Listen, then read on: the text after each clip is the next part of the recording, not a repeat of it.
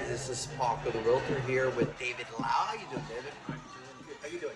I'm doing good. Doing good. We're here at Pepito's Mexican Restaurant having a meal before we talk a little business.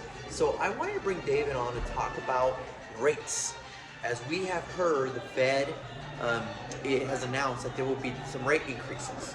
Correct. And a lot of people assume that, oh, if the rate goes up 1.5%, for example, that the mortgage is going to be exactly that, which is not. No. Because the rates they're charging is the cost of what it costs me to institution lender to borrow that money. Correct. It's a bank from the government. Yes. So then we need to figure out what that means to us, right?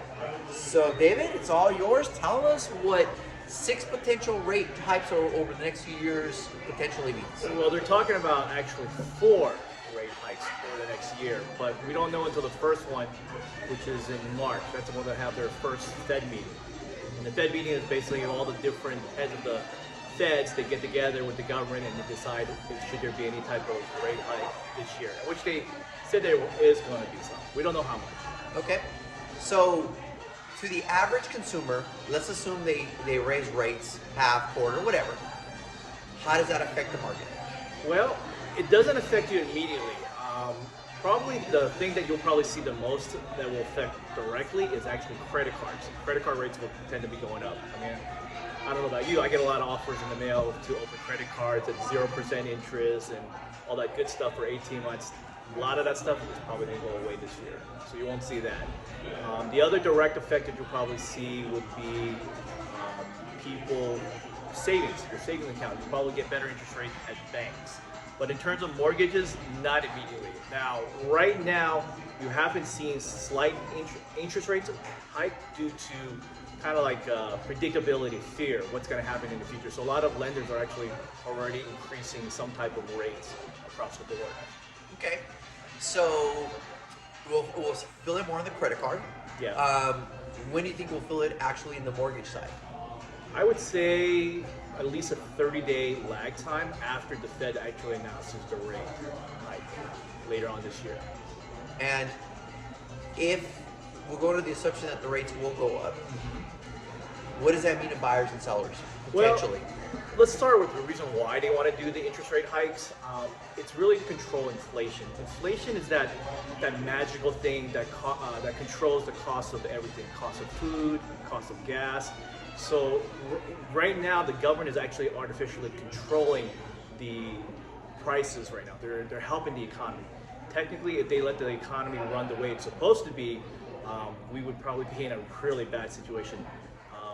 With the initial onset of the COVID pandemic, a lot of the government and other different organizations artificially pumped money into the economy to keep things up, to kind of help keep things afloat. So there was a lot of free money that was being passed along, but obviously money doesn't come free.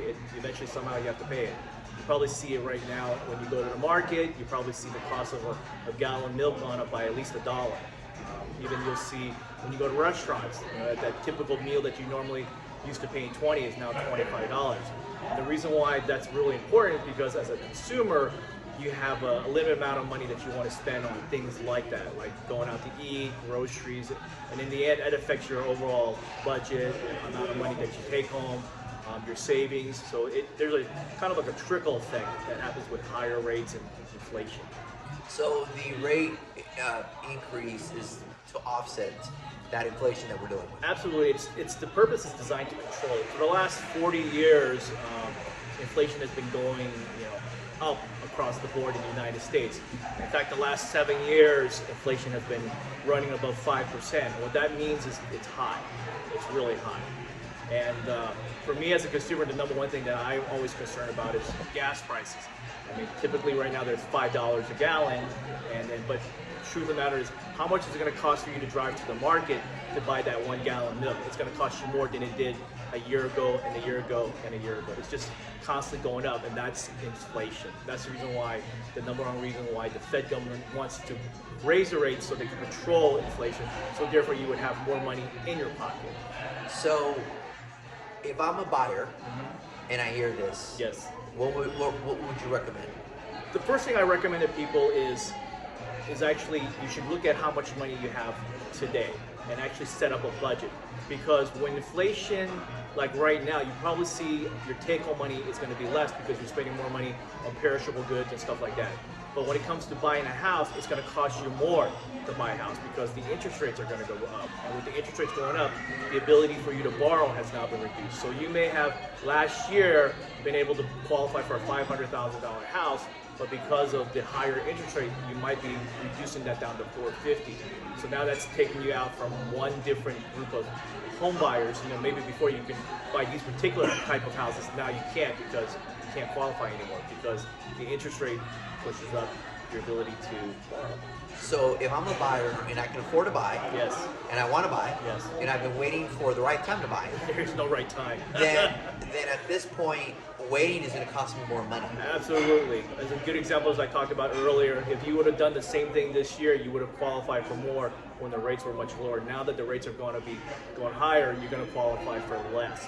So that definitely will affect your ability to see the type of houses. Now, there are on the flip side, in about 12 to 24 months, you'll probably see a little bit more homes on the market. Inventory will get better, and Paco probably can attest to that because the reason why is that people that were normally could qualify at this level, let's say 500,000, now they can't. They can only qualify at 450. So now they switch the different categories that they can buy.